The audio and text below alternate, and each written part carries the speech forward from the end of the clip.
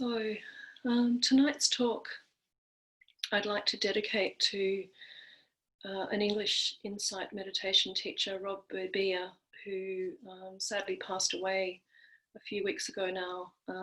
And he was a very wonderful meditation and Dharma teacher, and had a great effect on me and impact with his book, Seeing That Frees.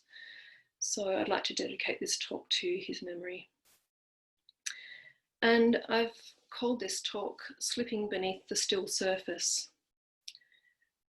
And it was precipitated by something that happened to me and a friend a few weeks ago. So basically, we don't know what's going to happen. We trundle along in life each day. We take comfort and a lot of security in our normal, our daily routines, and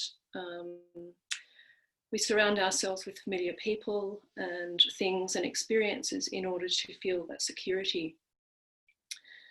And beneath this surface of feeling okay, however, we sense a disquieting tremble, an uneasy feeling that seeps in around the edges of our lives, that reminds us that we're not as in control as we thought. And we're reminded of the reality of uncertainty over and over again. And sometimes conditions come together that remind us with a shock of all of this. So someone very dear to me had a close encounter with death recently, with their own mortality.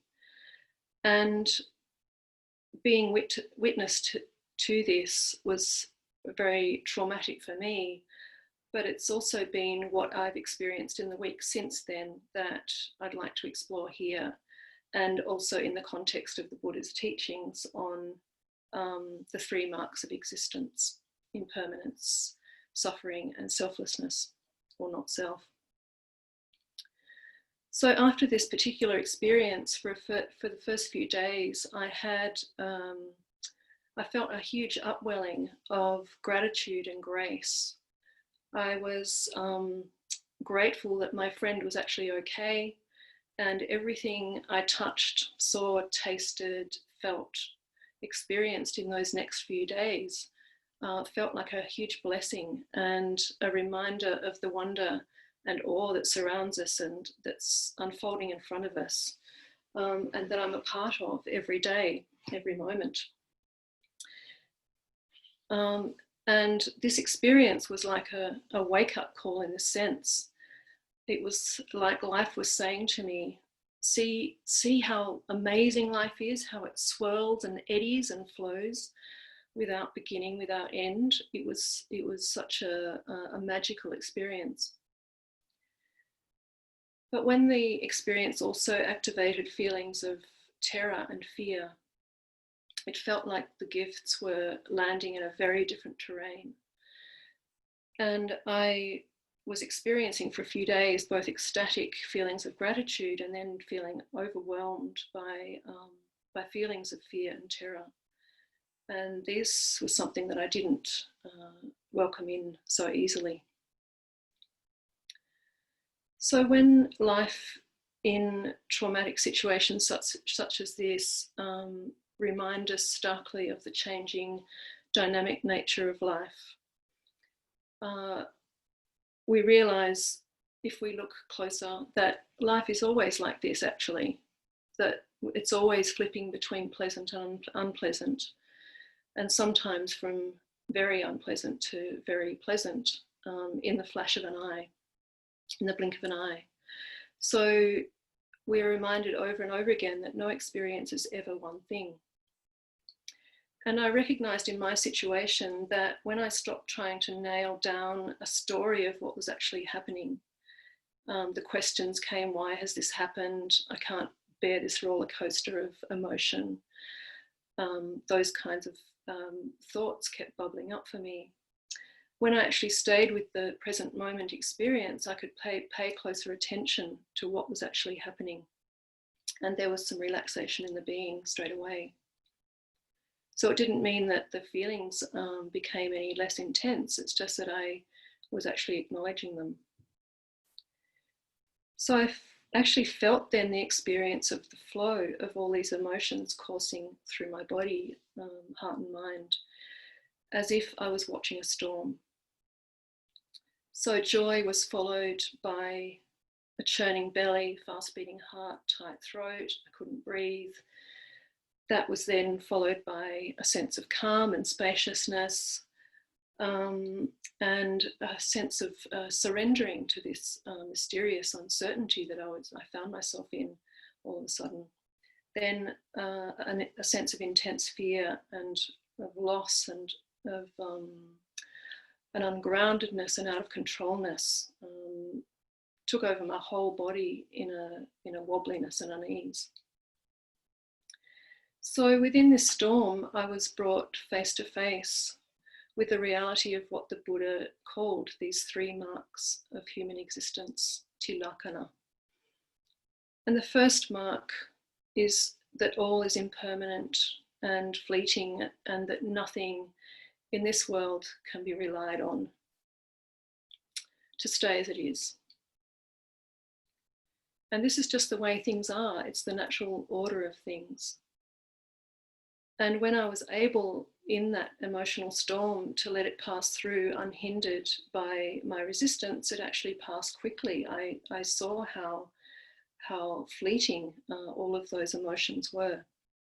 But when I tried to cling on to what was happening to me and make it into my story, it caused me a great deal of anguish, because we want life to be certain. We want it to be a secure thing we can grab onto and feel its solidity and permanence. And we keep lamenting that something isn't quite right here. But of course, life keeps showing us that it's otherwise. And this resistance is what we call suffering, or the Buddha called dukkha. This sense of unsatisfactoriness or dissatisfaction that we feel with life. And this is the second mark.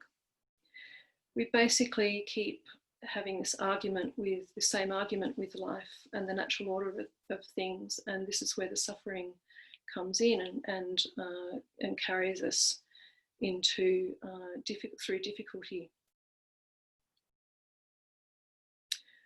And we say over and over unconsciously all the time, yeah, I know everything's impermanent, but I just don't want it to be impermanent for me.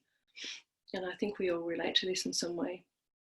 And this shows us where we're all caught up, where we get hung up and neurotic. And this points to the third mark of existence, which is anatta, the not self principle. And essentially the Buddha taught that everything we know, including ourselves, including this body, this heart and mind, everything within this form, this very closely held sense of me, of mine, I, it's like a mirage, and it has the very essence of impermanence.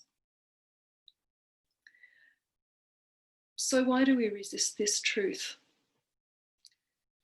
And I think it's because there's a misunderstanding here of a few things.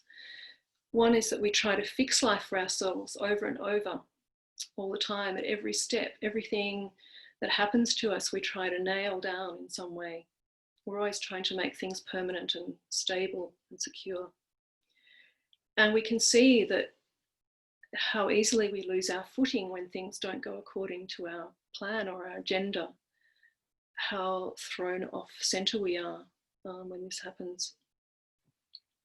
And then the second misunderstanding, I think, is that in order to keep shoring up this ground of wanting everything to be solid and permanent, we continually look for happiness and contentment and security in all the wrong places.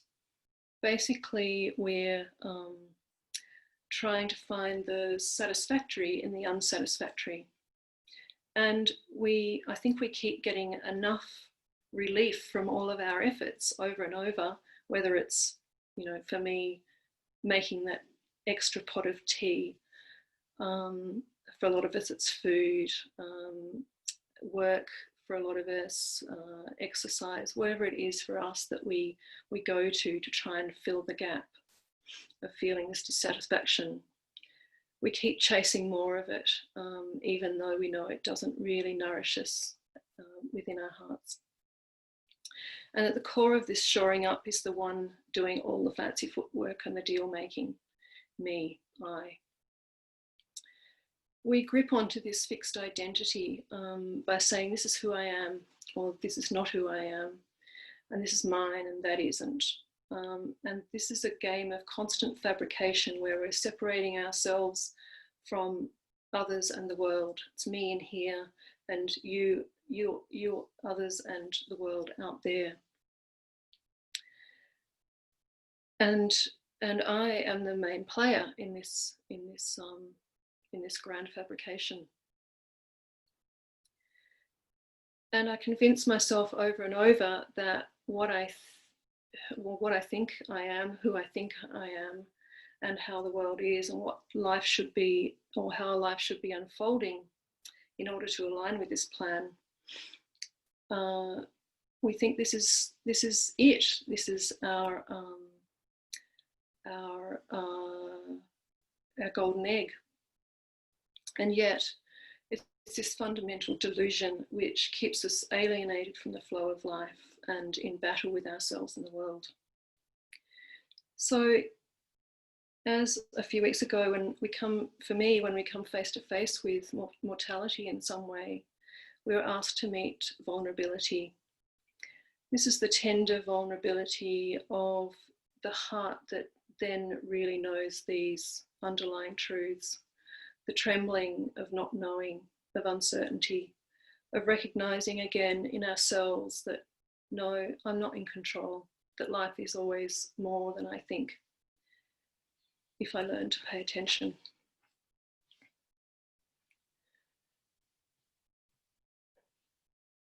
Some people start their day with the words, "Today is the day that I might die." I think it's such a powerful daily reminder or wake-up call that as resilient and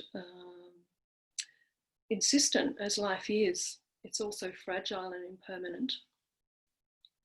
And these words can really wake us up to gratefulness for each day, for what we have as it arrives in our lives. And of course, we can't have one without the other. Life doesn't make sense without death and impermanence. And the knowledge of our imminent death, however far off that might be, is what gives meaning to life and its incredible vitality. Like dark giving meaning to light, or hot giving meaning to cold.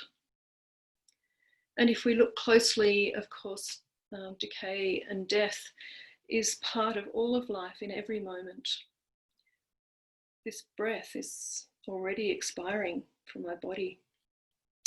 The leaves on the trees have just disappeared overnight in the wind. The conversations, the thoughts, the body sensations that we're engaged in are gone, are continually ending and falling away before we even know it. And of course, our bodies are constantly changing, aging, and moving dynamically towards decay and death. But our habit, of course, is to turn away from all of this, to turn away from the discomfort of the reality of this and from pain. And in that turning away, we believe that we can cheat life into giving us only the goodies.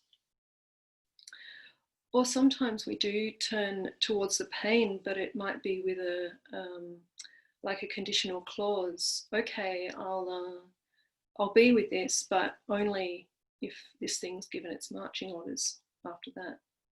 So we will make a deal with being in touch with pain.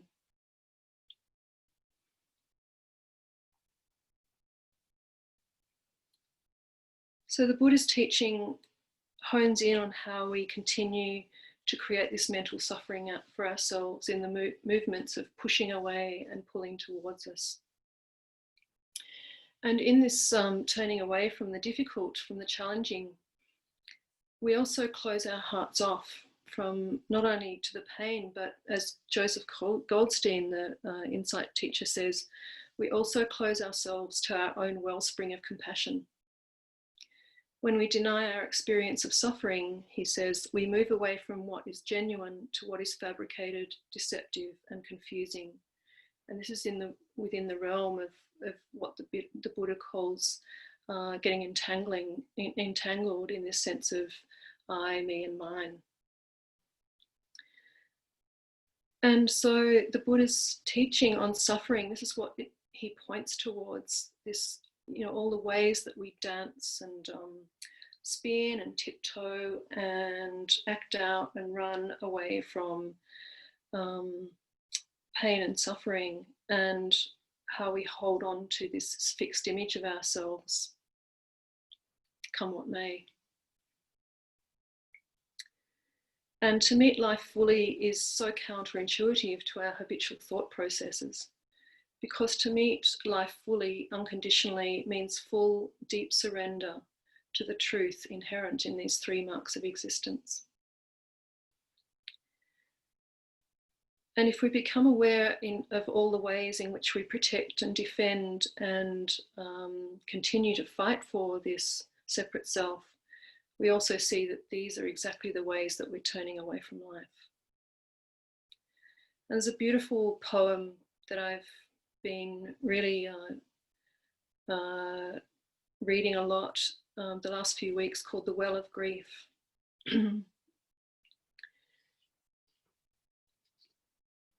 Those who will not slip beneath the still surface on the well of grief, turning down through its black water to the place we cannot breathe, will never know the source from which we drink, the secret water, cold and clear, not to find in the darkness shimmering the small round coins thrown by those who wished for something else.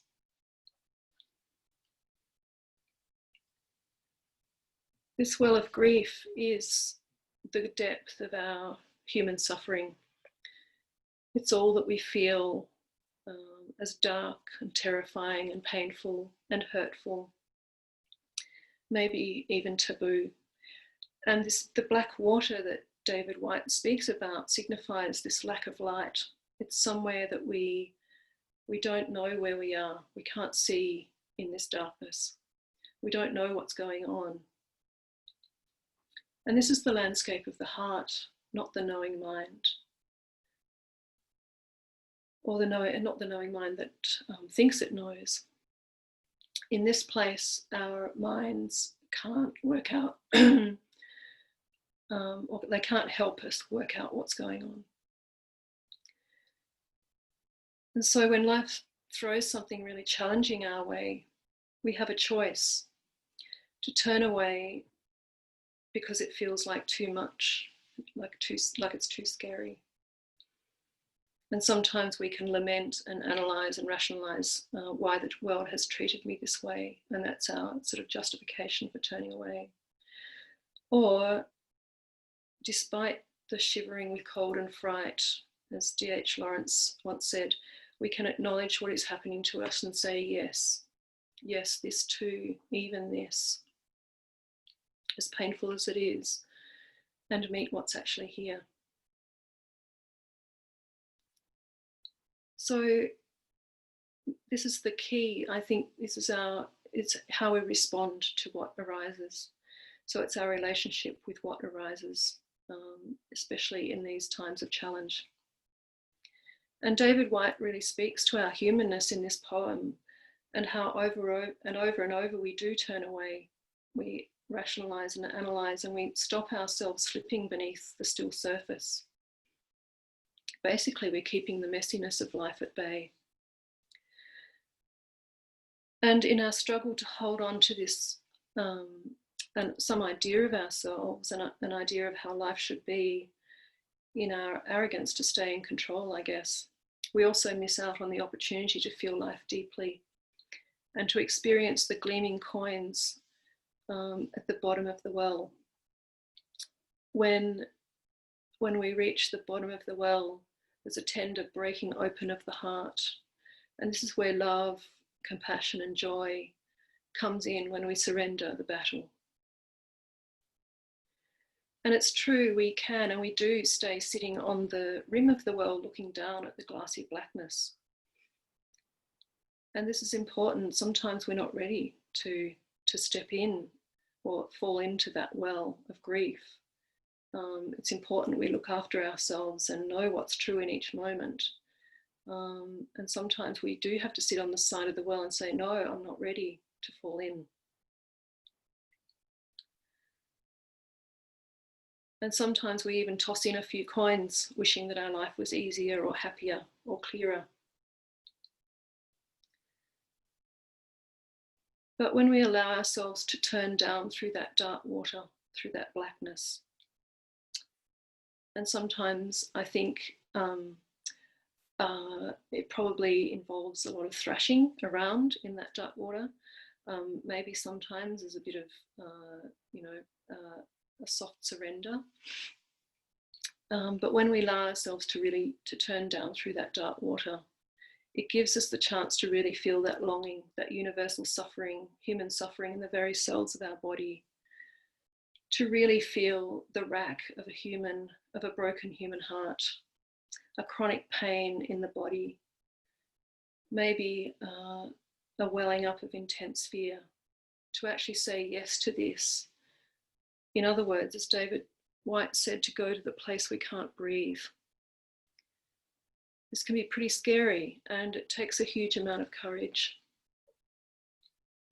So the invitation here, of course, is to not beat ourselves up when we do find ourselves sitting at the well's edge, unable to drop into that black water. But at the same time, we're also training in being honest with ourselves. And so part of our meditation practice is really bringing us in touch with this noticing of when is it that I'm scaffolding my heart against hurt, or am I taking flight away from these body sensations, or when am I simply running from discomfort or unpleasantness out of habit? And this is a training in discernment. And through our meditation practice, we get to know our habits and our ways of escaping, and we all have our favourites here. And also where we are courageous. And this happens over time as we become more familiar with the landscape of our body, heart, and mind. But when we do choose to stay put and we don't turn away, even if only for a second, we are already saying yes to life and saying yes to this experience. And we're already training in comprehending what it is to be a suffering human. And the beautiful alchemy that results from this is revealed that when we do come in touch with this human suffering, this pain of life, we also open naturally to the beauty of compassion and loving kindness. Through this meeting and really knowing dukkha, the doorway to compassion is opened, and our hearts break open and feel the suffering of all human beings. And we recognize that we are not separate from anyone else, that we're all connected through this human life.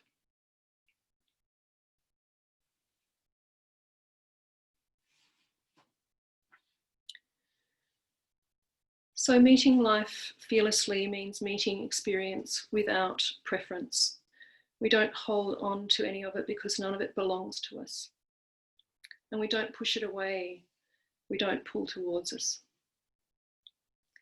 We become maybe like a wide open river, allowing all of life to move through us.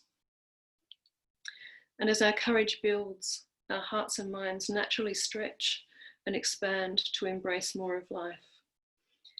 And Rilke's words, I think, sum this up beautifully, and I'll just finish with these. Let everything happen to you, beauty and terror. Just keep going. No feeling is final.